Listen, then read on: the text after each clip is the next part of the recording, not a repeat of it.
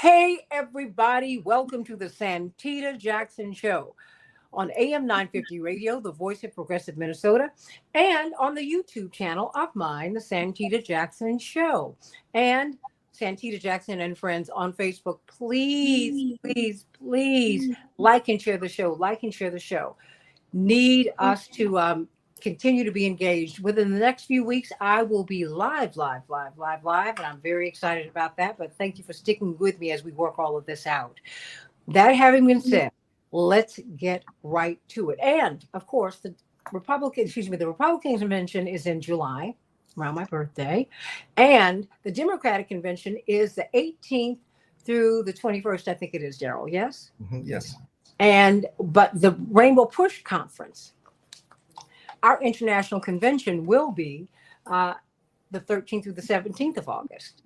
And we did that intentionally so that we could dovetail into the convention and channel this energy that Terry O'Neill is coming to Chicago. This energy that you see in the United States is being harnessed. And I think we're going to see some things in Milwaukee, but I think we're really going to see a lot in Chicago. Because really, that's where, the energy is on both sides, quite frankly. So we are going to be talking about that. We're going to be talking about the great issues of the day. We're building and building and building as we talk. We want to have you, Dr. David Gibbs, there as we talk about your book and we talk about why we are where we are. As we have Greg Palast, we're working on getting him to come, and so many other people. So that we can talk about the great issues of the day: voting rights, inflation, poverty, cost of living. All of these things that really are driving a lot of the energy out here. It's Gaza too, there's no question, but there's a lot going on. It's the spirit of the times, what they call the zeitgeist. I think it is, Dr. Gibbs. That's what they say. This is what we've got. So I want us to get right to it. Let's talk about the Trump verdicts, plural. 34 felonies he was found guilty. Unbelievable. And there was just a whole lot going on. And Attorney Daryl Jones, you've been a prosecutor. I want you to explain what we saw, because there were a lot of things that really, I want to question attorney-client privilege. Does it exist anymore? I want to know about a judge who really has some obvious conflicts of interest. You don't have to love Trump to see that.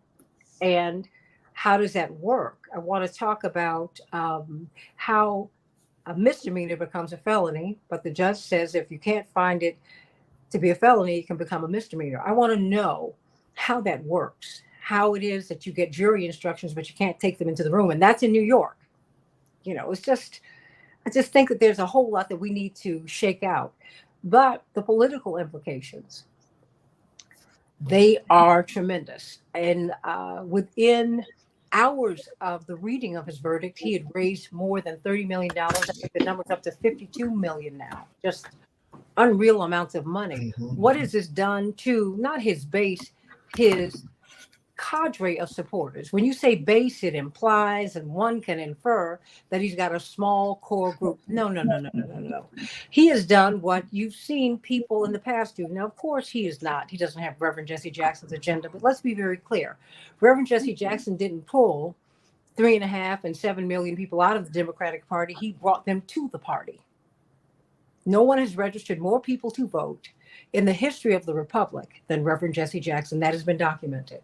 So let's talk about what we're looking at here, and how is he going to run for president as a convicted felon? How does that work? And what about voting rights, Daryl Jones? Welcome to News Hour. The verdict is in. Former President Donald Trump. Okay, I'm not mad. You know what? Play it. What? Seriously.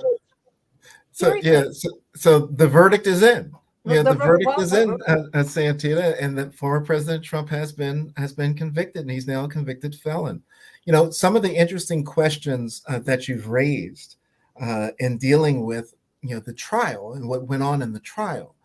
For instance, the questions with regards to let's start at the beginning, the conflicts of the judge. Did the judge have conflicts, right? Because we know that the judge had contributed to a Democratic campaign. What was it, some $35 or something like that? Yeah, but I think his daughter was the bigger issue, right? Because his daughter was the bigger issue because of what she had done for Democratic causes. Yeah. But if we started disqualifying judges based on what their children have done, then you're going to have a lot of judges that are going to be disqualified. The question at the end of the day for the judge is, if the daughter, whoever has made a contribution, has that put them in a position that either there's an appearance of an impropriety or somehow there's a conflict of interest that prevents them from being neutral with regards to being able to render verdicts and to render decisions and with regards to motions, etc., within the case. The judge's daughter being involved in Democratic politics has no bearing with regards to where the judge will land on any of those issues. And if we were to play it out, if this was a staunch Republican judge who had a Democratic daughter who does a donation, does that bother you? No, that wouldn't bother you. So similarly, we cannot ascribe what his daughter does to his ability to sit and to sit in judgment of a case. So, I wasn't too much bothered with the daughter piece. I think that's more a political play than a legal play with regards to Marchand and what was happening there. The closer conflict comes if the judge now is given money to campaigns, Democratic campaigns, and is sitting on cases.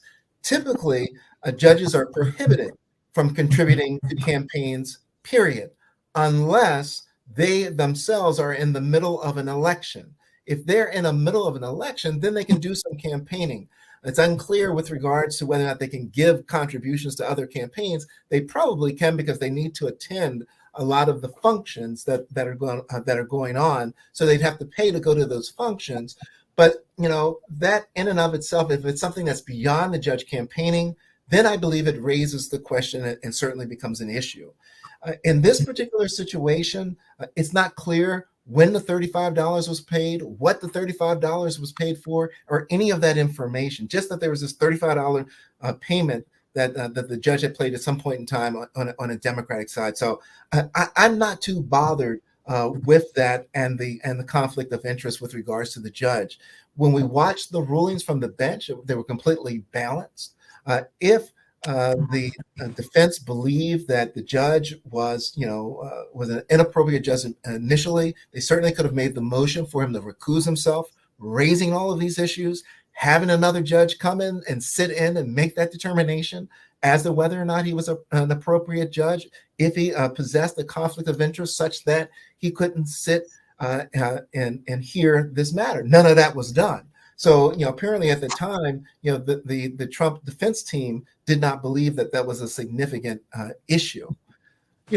One of the other things that you raise is with regards to the misdemeanor and the felony count, and how can it be a misdemeanor? And the judge didn't say, well, if you don't find the felony, then it could be a misdemeanor. Well, I mean, what we're dealing with there is a business records case in the state of New York, and what the law there is in the state of New York with regards to false business documents, if you will, false documents lying on the records. That if the business owner or whomever is providing false information for tax purposes or anything along those lines, that then it becomes a misdemeanor. If, however, they're doing it with the purpose of concealing another crime, then it becomes a felony. And that's what the judge was trying to lay out, that there is this avenue to a felony if you believe that the false documents were covering up a larger legal issue or another legal issue, then it could be a felony. But if you don't believe that they were covering up a larger legal issue, i.e. Stormy Daniels and the election, then it would fall in the category of the misdemeanor. But see, for me, let me interrupt you there, because when I look at Stormy Daniels, I've been in and around politics all of my life. And not just politics. Look, J. Edgar Hoover tried to blackmail Dr. King out of the movement on his personal life. Mm-hmm. So for me, this was not an affair. This was a dalliance. And he didn't want his wife to find out about it. Okay. Mm-hmm. Mm-hmm. Next, And so all of that to me was and anything that could be damaging to said candidate as you are closing in on election day, everyone's trying to hide it. Mm-hmm. That's real. There's nothing new about that. What concerns me, Daryl and panel, Attorney Terry O'Neill and Dr. David Gibbs and Gabe Drobny, is this. He's a big guy with big money behind him, and he can have a dream team. I'm worried about all of us. Mm-hmm. You know, it's because see, this is not even about Trump for me. We could take his name right on out of it. One of the things I think that we learned during the O.J. Simpson trial, if I were Jewish and I had a Nazi sympathizer examining my property, that's a disqualification. But when it comes to black-white race and anti-black racism, oh, I'm supposed to give Mark Furman a pass. I'm like, no, darling. Mm-hmm. And I'm just wondering, and that's why I'm asking questions. I haven't reached any conclusions. I'm asking questions, and that gets me into hot water with some Democrats. I get it. I'm all right with that. Mm-hmm. Because I just, as someone we have lived under the boot. And we have not known democracy. We have not known fairness in the 400 plus years that we've been here. We got here before 1619. Mm-hmm. So, but what Black people have done, our experience has made America more democratic. It has moored the republic, our fight. Everything we've done has made America what America's supposed to be. Mm-hmm. And so I'm looking at this going, wait a minute, attorney-client privilege.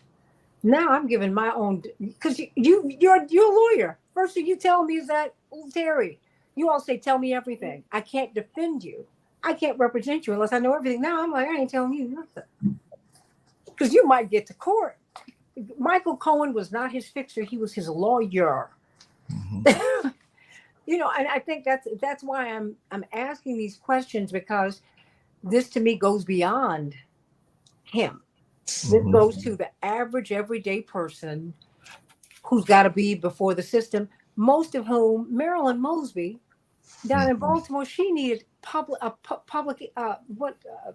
Public defender. Because she doesn't have lots and lots of money. I mean, so I'm not saying that public defenders aren't great, but, you know, I mean, the system is just so unfair, you know, and I've just seen prosecutions, and that's why I'm asking these questions. But, you know, I'm going to come back to you because you have been a prosecutor, and that's why I'm picking your brain. And Attorney Terry O'Neill has had to make these civil rights cases before the court.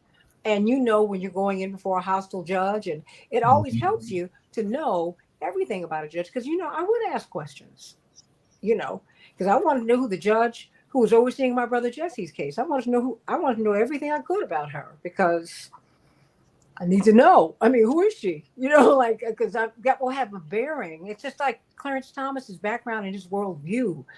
Justice Alito, the fact that his wife was flying the flag upside down, and no, y'all. That all this matters, you know. So I want to know. I'm bothered.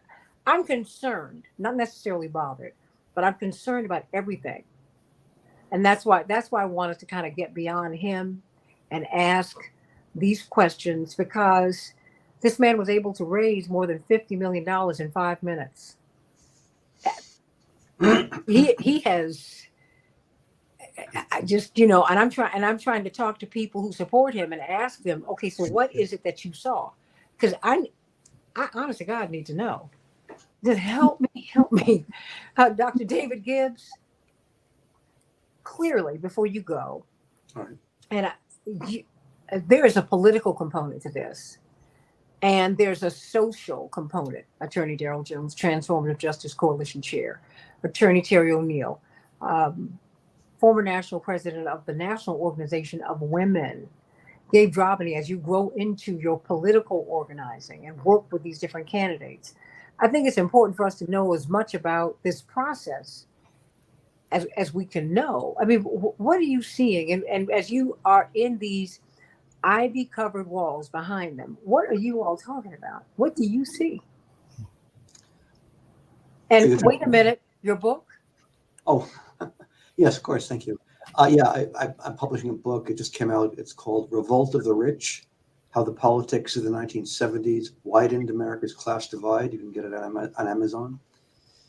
Thanks for mentioning it again, Santita. Every day. Go to Amazon and get that book. We have a lot of books that are out here that really don't speak to our history. When I think of Howard Zinn, I think of you, because I see someone who really is trying to get the record straight. Yeah. So The Revolt of the Rich, everybody get that book. It really helps to explain why we're here and what Donald Trump is kind of tapping into. Right. What I see Biden afraid to tap into, and he could win re-election, and I'm just heartbroken because I'm like, what are you doing? You know, all these issues, you should own them, Daryl, Dave. Mm-hmm. It's like, Terry, it's like you should own these. Why aren't you? David Gibbs, Dr. Gibbs. Well, one of the problems we have here is the issue of legitimacy, and the issue also of clear thinking. You and I were talking before we went on the air about how Trump has so angered people that they can't think straight. You have Trump derangement syndrome here. And it really is a problem. I do see a lot of real malpractice on the part of the Democrats that they really should be addressing. Well, let me go to that point in a moment. But I know now is this case lacks legitimacy, irrespective of its legal merits. And again, Daryl Jones and this morning C.K. Hoffler can certainly speak to the legal issues better than I can. But on the political issue, it lacks legitimacy. Because there's going to be a strong perception and probably a reality that Trump would never have been indicted for these crimes, if you want to even call them that, had his name not been Donald Trump and had he not been running for president. And he would not be indicted unless he had a chance of winning the presidency, which he clearly does. And so it really does look like the Democratic Party using the justice system to try and knock someone out of the ring who otherwise is likely to win, and to do so on specious legal grounds. That is how it looks. In general, quite frankly, that's how it looks to me. Now, I'm not saying I like Trump because I don't, and I think some of the other cases have real substantive merit, particularly the one in Georgia, which is very serious in my view. But this one just seems very trivial. Again, I'm going to leave aside the issue whether or not technically it's a crime or not a crime. I'm not really qualified to pass judgment on that, but substantively, what he's being accused of here seems like a very minor nit. And to the extent that there's anything to the case, there's kind of sensationalist, lurid sex scandal. He paid a porn star for sex, which in my view is distasteful, but she consented to the sex. There's no doubt about that. And she's overage. And so on that account, I don't really care about Trump's sex life. And, the falsification of business records because he paid her off, it just seems very trivial to me. The idea of calling this election interference, again, seems like an extraordinary reach that they would not have done with anyone else had they not been Donald Trump.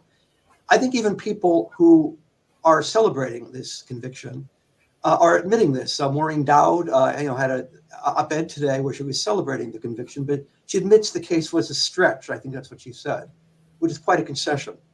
I think it's Ellie Honig, I think is the name, who is the legal affairs correspondent for CNN. Mm-hmm. I think it's a she. I don't really. I think she. I'll say she. She was basically raising real questions about the legitimacy of this case on technical grounds, and so I think everybody knows this case lacks legitimacy. What it looks a lot like is in 2016.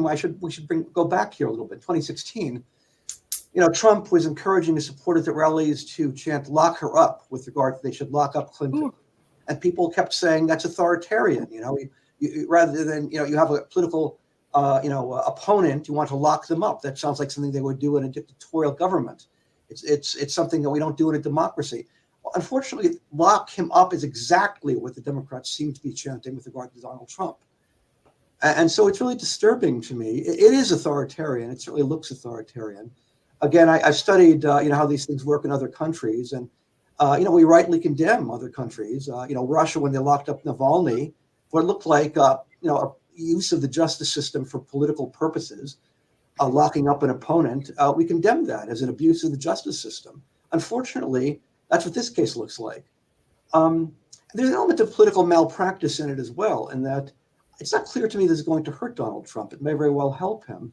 And again, let's remember this is somebody, the Democrats have thrown the kitchen sink at him over 8 years, one thing after another, and it hasn't worked. And there's always a lot of wishful thinking that goes on. I remember during the Russiagate scandal, which amounted to nothing, people kept saying the walls are closing in on him. I kept hearing that again and again. It's the beginning of the end for Donald Trump. Didn't hurt him one iota. Didn't do a thing to him. And so I think we keep getting this kind of really politically ineffective efforts to throw the kitchen sink at Trump, including some charges that are legitimate. Again, there are legitimate charges against Trump. I'm certainly not going to challenge that point, including ones that are frankly ridiculous, like the Stormy Daniels case, which to me, again, politically looks ridiculous. It just weakens the entire process of defeating Trump. If you want to defeat Trump, and I'm not a fan of his, so I wouldn't mind seeing Trump defeated, this seems like a terrible way to do it. It makes him look like a martyr. It plays to his strength, which is populism, that the establishment is trying to sink him because he's a man of the people. He's not a man of the people, but that's the way he likes to present himself, with some effectiveness, I should add. And this increases his effectiveness. And it's amazing that there's no sense of learning from past mistakes and correcting for past mistakes. You simply do it again and again and again, which is the only thing the Democrats seem to know how to do. I think the question is, why do the Democrats keep on using these types of techniques and they keep failing? And I think the answer is, the alternative is to have an adult conversation about what is wrong with the Democratic Party, why the Democratic Party does not appeal to working people, or why people with a college degree who used to vote for the Democrats don't vote for them anymore. And again, it used to be, we talked about working class whites not voting for Trump. Now, increasingly, we're seeing people of color without a college degree moving towards the Republicans, especially Hispanics, but to some extent African Americans too.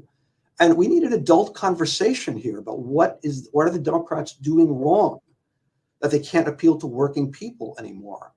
And the Democrats don't want to have that conversation. I see these kinds of use of the justice system for political purposes as a way of avoiding that adult conversation.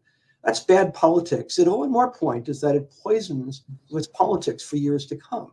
Hasn't anybody considered the certainty that if Trump is elected, but I think is still a probability, he's going to weaponize the Justice Department. And Republicans all over the country at every level, at the state level, will look under every nook and cranny to find whatever they can find to attack every Democrat in their sight. They're going to use the justice system as a weapon against the Democratic Party, just as the way the Democrats have used the Justice Department and the justice system against Trump. And the big loser in this will be the public. And so I really don't see anything to celebrate in this conviction. I think defeating Trump would be a good thing, because I think was a lousy president and a lousy human being. But this does not seem to be a very effective way to do it, in my view. Mm-hmm. Attorney Terry O'Neill, you're about to jump through the screen. I feel you. Now unmute yourself. No, I think a couple of things. I think the dilemma that we face in this country really is two problems.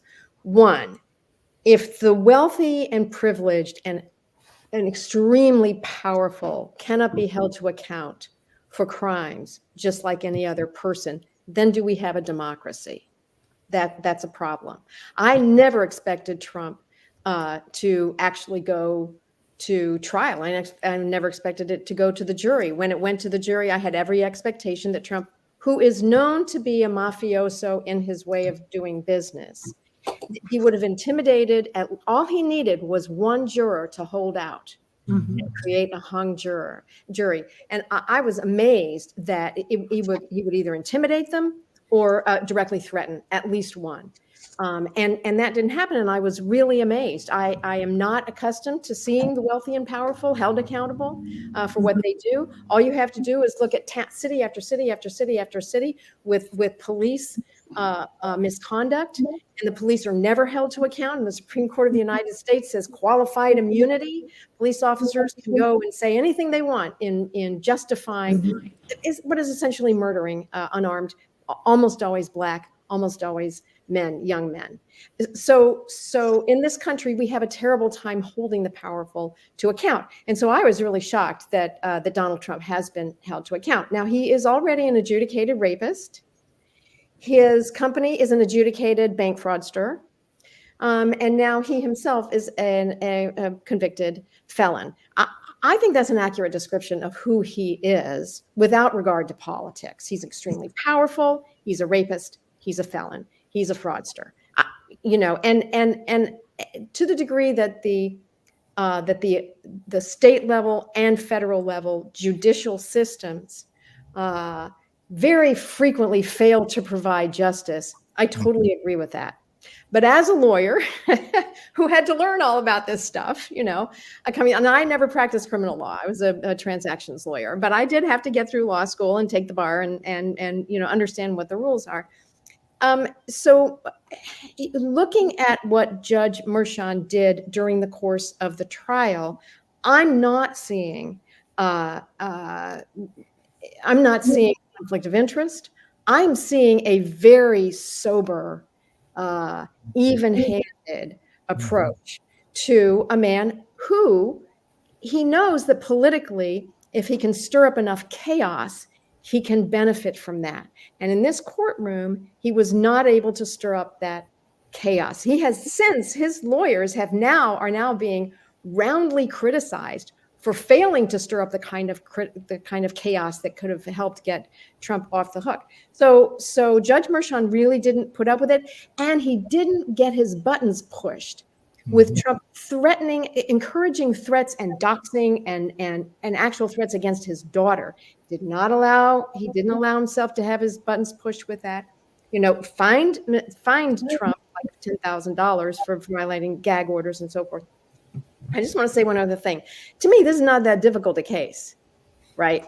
Trump, he committed election fraud but through his catch and kill efforts, right? Mm-hmm. So that's election interference. That's a crime. He has his henchman Michael Cohen, pay off Stormy Daniels, and then after Cohen pays Stormy Daniels, he then pays Cohen back. He reimburses him, and then he disguises, he covers up what the reimbursement to Cohen is for. This is all about election interference.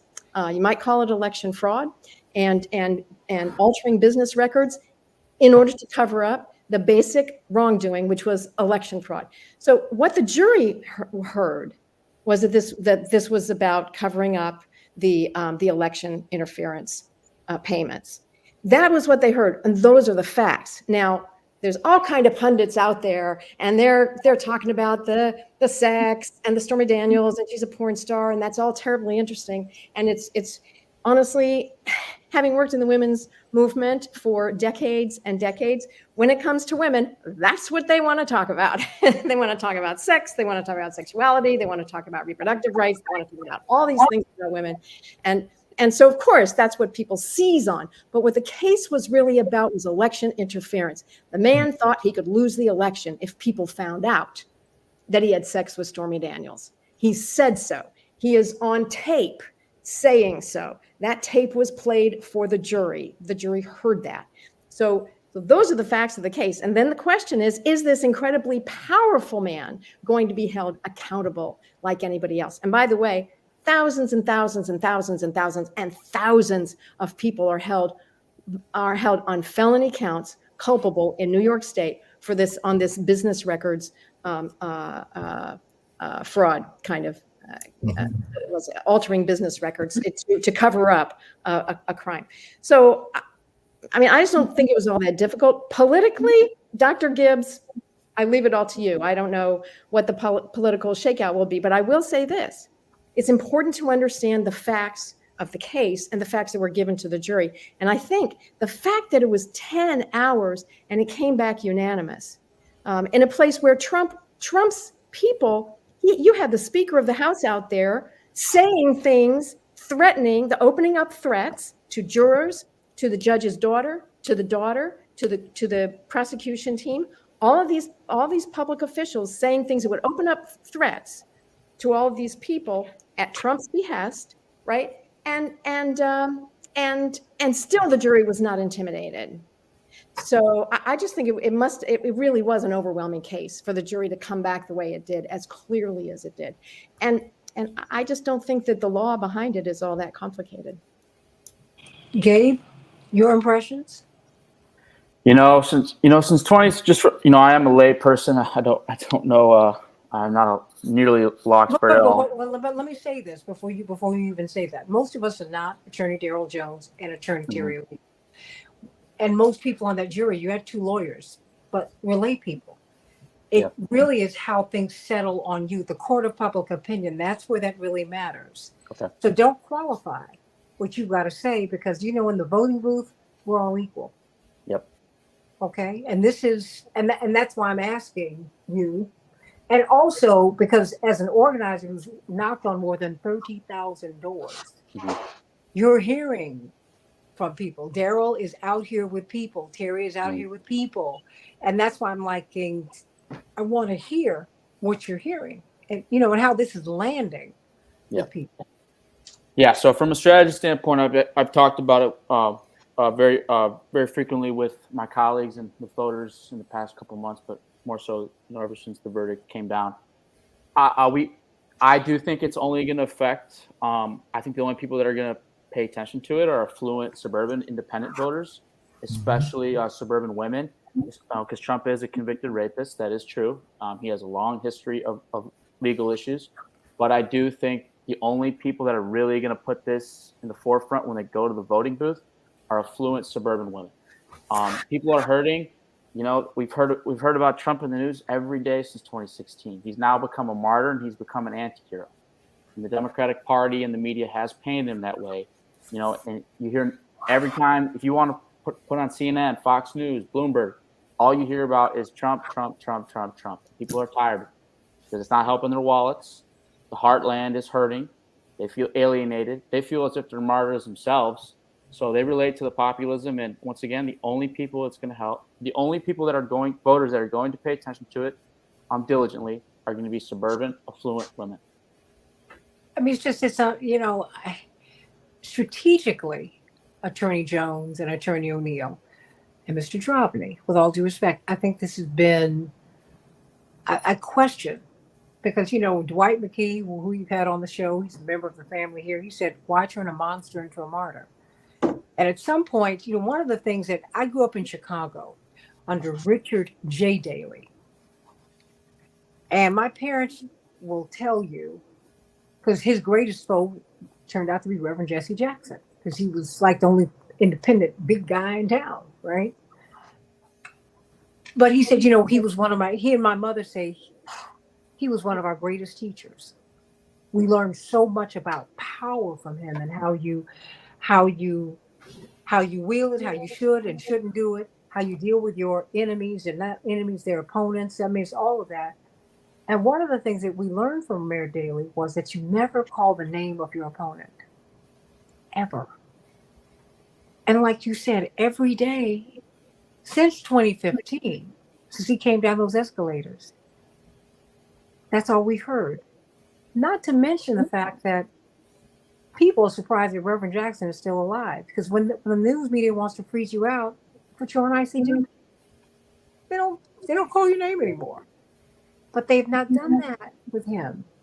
And he's become large. He's been so enlarged that I'm like, what are you doing? Everybody knows you don't call the name of your enemy, your opponent. You act like they're not even there. The opposite of love is not hate, it's indifference. Dr. Well, Dave, go on, please. As the Reverend's daughter, because when I heard, when I was thinking throughout the start of this panel. Well, and you know what? In this case, I'm not just his daughter, I'm his witness. So you lived through 1988, right? And I know about U.S. Senator Gary Hart. Yeah, and Gary Hart, he got put on the forefront for, the scandals of affairs. And I just kind of always scratch my head, like Dr. Gibbs said, why, Bill. Everybody knows about Bill Clinton. Everybody, it's. And by 90, it doesn't hold merit anymore. Times have changed. It doesn't hold merit anymore. Marital affairs.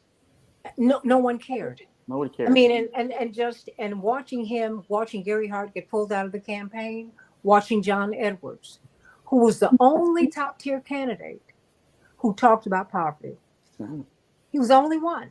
Yeah. He opened his campaign in the lower Ninth Ward in the immediate aftermath of Hurricane Katrina. He said, I want to have a conversation that's transracial. I want to talk about class in America. And they got him out. Don't ever forget that. And we've not heard from John Edwards since. And I think it's just been an absolute tragedy. And it's been a travesty. When we were trying to deal with the theft of the election in 2000, what did? They bring up a child my father's had out of wedlock, something that we were working out as a family. And guess what? This girl just got her master's degree. She's doing well. And you got 1 million plus Iraqis are dead on someone who unlawfully got the presidency because the Supreme Court decided to give it to him. Really? I'm just saying, I'm wondering we're not asking the right questions, and I don't want to be focused on the stupid. Dr. Gibbs, I think we might have resonated with you. Well, I think, right? I don't know. I'm not a big fan of the issue of digging into people's sex lives, or anything that's legal anyway. Okay, I mean, there's certain illegal acts that, are legitimately of concern to the public. But other than that, people's sex lives, I think, are, frankly, in my view, boring, at least in terms of public issue, and should not be brought up. What's going on here, let's be frank about it. He's being convicted for paying for sex with a porn star and lying about it. That's all there is. And to me, that just seems insubstantial. But also, it's a question of it's such a very bad precedent. It evokes to me the history of J. Edgar Hoover, who regularly investigated people's sex lives and looked for everything he could find to use. Wait a minute, while hiding his own. Of course, naturally, hiding his own, absolutely. With his boyfriend who helped to run the FBI with him. That's no question. And I'm not mad at anybody. You love who you love, and I'm not, because he and Clyde were a couple. But come on, y'all, really? It's all true, and that it brings back very bad historical memories, I would think. It also sets a very bad precedent when you start going after people for politically motivated prosecutions like this. It's only going to be used against others as well. Here's one for you: election interference. Well, let us say this case, winds through the appeals process, and Trump, let's say hypothetically Trump loses on this account and Biden wins. And then after Biden wins, it goes to the Supreme Court overturns it, declares it to be an illegitimate conviction. People will say the case itself was election interference, and therefore Biden is an illegitimate president. It's a virtual certainty they will say that if that scenario plays out. If Trump wins, he's going to then start, engaging in all sorts of prosecutions against Democrats. Every Democrat who's done anything wrong, ever had a sexual affair of any sort, people will dig into those and prosecute them for it. I guess, again, it's bad for the country at every level. And one shouldn't think this is going to be a unique case and, gloat that, Trump's just a bad person and it'll stop with Trump. It's not going to stop with Trump. It's going to set a very bad precedent that's going to poison American politics for many years to come and heighten the level of tension in a way that'll be just purely negative. But with that, unfortunately, I'm going to have to go. Mm-hmm. So it's been a pleasure to be with everybody. And your book, The Revolt of the Rich? Revolt of the Rich, How the Politics of the 1970s Widened America's Class Divide. Okay. Well, and that's so much of that is what we're dealing with today. And I cannot wait to read the book. Again, because I've read different iterations of it, and it really is, it helps you to understand why we are here, because we don't want to talk about class in America. Before he goes, Terry O'Neill, you want to say? Well, wait a minute, you're on mute. Terry. I know, because I have this barky dog who keeps anybody moves, he goes past my front door of my apartment. No, I really appreciate what Dr. Gibbs has been saying, and I want to hear that. I do want to just mention Project 2025, which is developed by Republicans, not specifically Trump, but certainly people but the Republican Party people, which does exactly what Dr. Gibbs is describing. Now, it was developed. I think it was created in 2022. I don't know when they released the actual text, but the beginnings of it were 2022. So it was actually before this particular indictment came down. And essentially what Project 2025 says is it would reshape the federal government, give the president the authority to send military troops against protesters that he doesn't like. It would virtually eliminate the civil service so that the president would be appointing people who are doing much more sort of non-political work as we currently consider it. It is a kind of a broad sweeping, a really broad sweeping vision for the United States government that is itself authoritarian. I don't think that that is in response to holding Trump accountable for his crimes. He commits crimes repeatedly because he thinks he can get away with it. And Project 2025 was actually a separate vision for creating an authoritarian regime in this country. So well, that's Steve Bannon, right? And that is like, the night that that Barack Obama won the presidency, David Daley wrote about it in his book Rat Effed, that these top strategists who run the party, at least from an operative standpoint, as the people who really head up the think tanks, the Karl Roves, et cetera, they said, because this is how they think. It's Elon Musk and Peter Thiel and other mega billionaires from the tech industry that are now pouring hundreds of millions of dollars into Trump's election campaign. But we do that over here too. And we don't have that kind of money in the Democratic Party. But I'm just saying the oligarchs are running the place, and I'm like, yes. What do we on both sides? Yes, and the problem I have had with Joe Biden since the very beginning of his presidency and before, he is what I think of as a corporate Democrat. The right wing, the DLC, Terry, we were there. All of it now. Yes, exactly. They've been the people who opposed us. Right.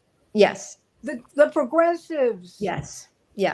Every time they could undercut the people, all of this money that came rushing, the corporate money that came rushing into the party, that happened. I know. They said that they were forming the DLC in direct response to the Jackson campaign in '84. It was Al Fromm. It was Senator Sam Nunn from Georgia. Right. It was Senator Chuck Robb from Virginia. It was Bill Clinton, the governor of Arkansas. It was the senator from Tennessee, Al Gore. Oh, it was all of them.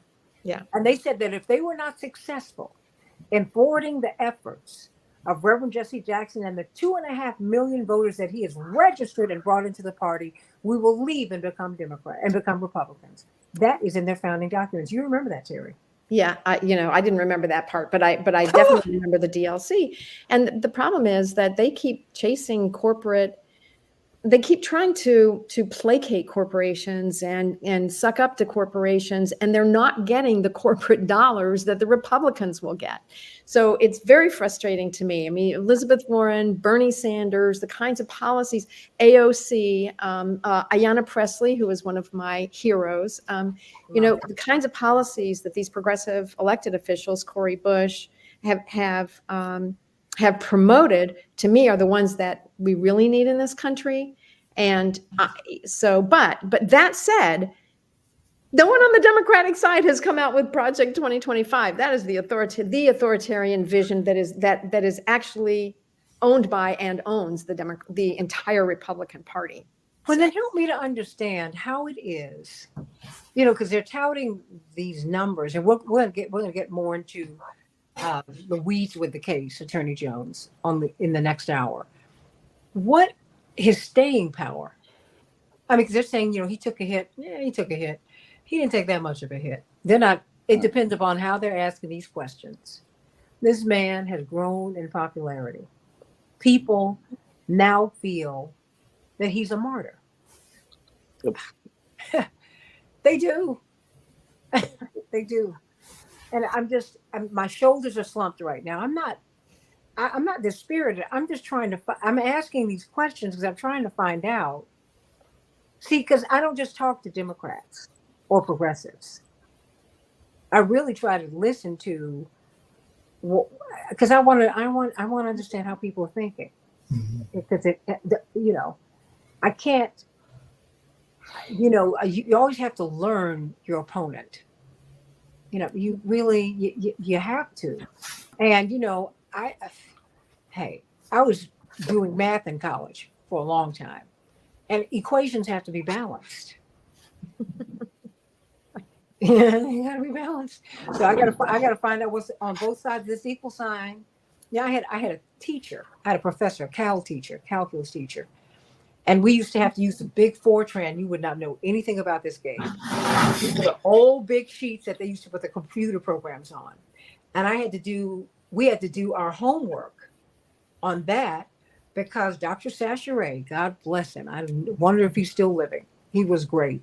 He used to drive us crazy. If you had a comma off in a written, if you had a comma or semicolon off or colon in a written definition, he would mark you up. And this is in your calculus class, okay? But he wanted to see every single step. And you would, because he wanted to know what your thinking was, your line of logic, and he would catch you he would catch the flaw. He said, that's why you ended up with the wrong answer. Or you ended up with the right answer, but you deduced incorrectly. So let's fix your thinking. Because I know you ended up with the right answer, but you can look in the back of the book and get that. No. I want to see what your thinking is. And that's why I'm asking these questions today, Attorney Jones. Mm-hmm. Because there is something. Pundits have gotten on television and they've said that his popularity in the Black community is not growing. That is not true. I'm talking to people. I'm listening to them, and you know it. You're talking to people. Mm-hmm. I'm seeing there are a lot of people who vote for him who will not admit it. They won't admit it, and then they tell you 4 years later, well, I actually voted for him. I was talking to a guy who's very active in Bush. He said, well, yeah, we're working on getting Trump to Chicago. I'm just telling you. So I'm just trying to figure out what it is that people are seeing. Daryl? I got 5 minutes here. Don't leave me hanging. No, definitely don't want to leave you hanging. One of the things that and Professor Gibbs kind of touched on it. But one of the things that we've got to remember, when we're looking at the 4 criminal cases that are against Donald Trump, and folks start going into this, to the Alvin Bragg case, the one that we just convicted of. This is not the Belmont Stakes, okay? We're not trying to figure out which horse is going to win the race, okay? Each of these are crimes. Each of the jurisdictions has a different crime. Some are, for lack of a better word, some are sexier than other cases, perhaps more significant in other areas. So, I get concerned when we start minimizing what has happened in New York City, because what happened there is significant. And to the degree that we begin to minimize it is the degree to which we then have members of the public saying, well, it's not that bad.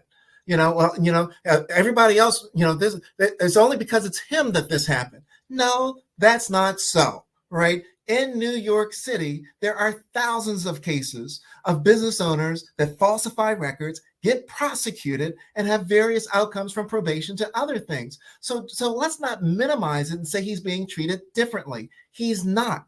What Alvin Bragg did, and I always sing his praises to this, he didn't treat him differently. What Judge Merchant did, he didn't treat him differently. He treated him differently to the degree that he would have locked one of us up had we been doing all the antics that Trump was doing in those courtroom. But with regard to how he handled the courtroom, it was no differently than he would have handled the courtroom in any other situation.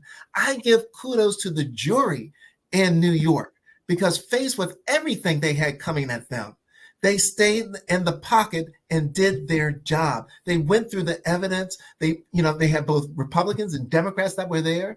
The defense had their chance to strike people. They struck who they wanted to strike. The state struck who they wanted to strike. And they ended up staying with the facts in the case and reaching the verdict that they've reached. So, part of when we start talking about, oh, he's getting away with this, and people, no. It's the media that's portraying it in this way. When you look at it and you put it in its proper frame, meaning that you lie it next to any other case that's been prosecuted in New York, it rides the same track. There was no different track that this run was on. People need to recognize it and acknowledge it. And once we start acknowledging that, understanding that, it's not about the biggest horse. The question is, did he commit a crime? And he did commit a crime. He was before a jury of his peers, and they found him guilty. That's what people need to pick up on. That's what Biden needs to pick up on. It's a messaging problem there. They should be picking up on this stuff. Gabe, okay, because you all got a minute and a half. I'm just gonna say it. Let's talk about New York, right? Because it's happening in New York right now. The progressive. Oh no, wait a minute. Let that be the cliffhanger. We got a minute and a half. Yeah. Jamal Bowman. Okay, let's talk about white supremacy. Jamal Bowman is getting attacked by MAGA. The Democrats of New York are literally, as we speak, registering Republicans to vote for George Latimer to attack a black representative in the Bronx. Nobody's talking about it. Yeah. You want to talk about progressives getting hit in the mouth? We are going to get hit in the mouth. We're going to wake up and say, "What happened?" Yeah, but those are talk about law cases and people hurting, but nobody's talking about how we can defend Cori Bush and Jamal Bowman, right? And Ilhan Omar and Rashid and Corey's numbers. Yeah. See, they find black people to run against these folks. Yeah. Yeah. I mean, and they pulled some foolishness up on Cori Bush, which was not even true. And I will tell you, I will say this to you, Daryl.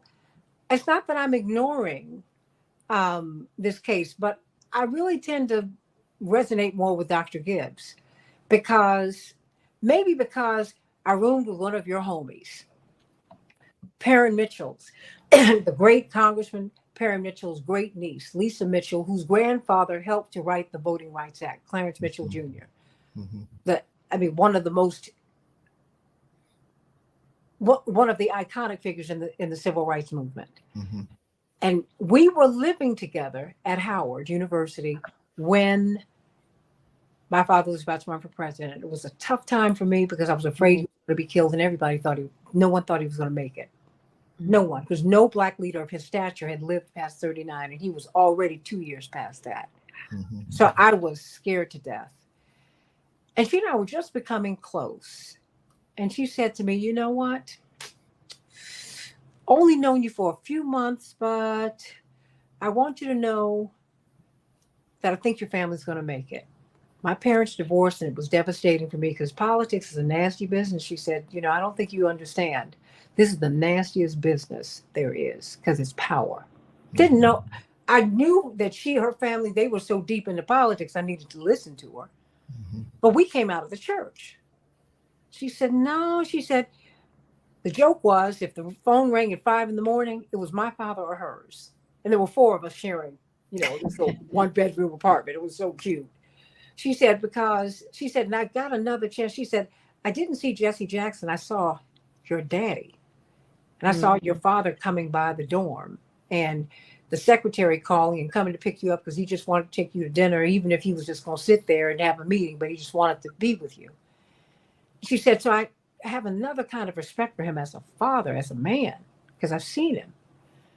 And she said, "But you're going to see some things that are going to blow your mind.